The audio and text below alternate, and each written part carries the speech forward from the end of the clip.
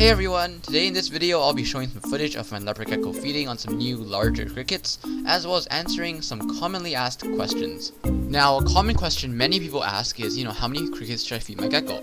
And if you search on the internet, a lot of people will say that you should feed your gecko as many crickets as he or she will eat in 15 minutes. And that's generally good advice. However, there are occasionally leopard geckos that just won't stop eating. Like even Godzilla, for example, she'll just keep on eating a lot of the time. And way past the recommended limit, which is usually 4 large crickets per feeding, or 6 smaller ones.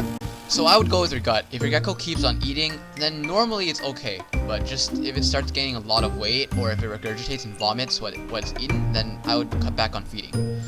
Now, another commonly asked question is when should I start feeding my gecko larger crickets? So at the pet stores, there's usually 2 or 3 sizes of crickets.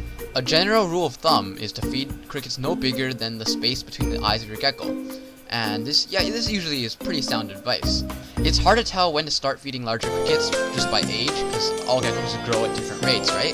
But in general, once it hits 7.5 to 8.5 inches, that's when you can start considering feeding the larger size, which is usually 5 to 4 week old crickets.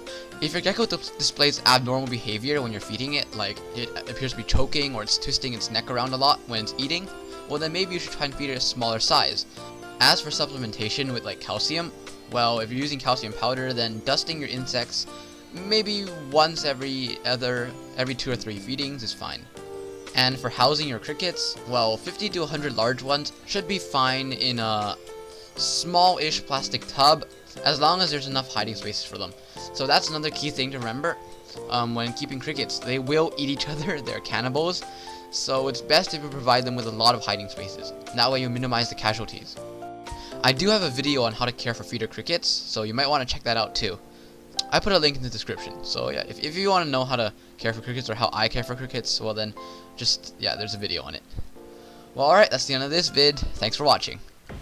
Alright, as always, if you enjoyed this video or found it useful, well then, hopefully you'll subscribe and leave a like down below. So I really appreciate the support, and if you have any feedback, well, your comments are always welcome in the comment section. Yeah, okay. Bye.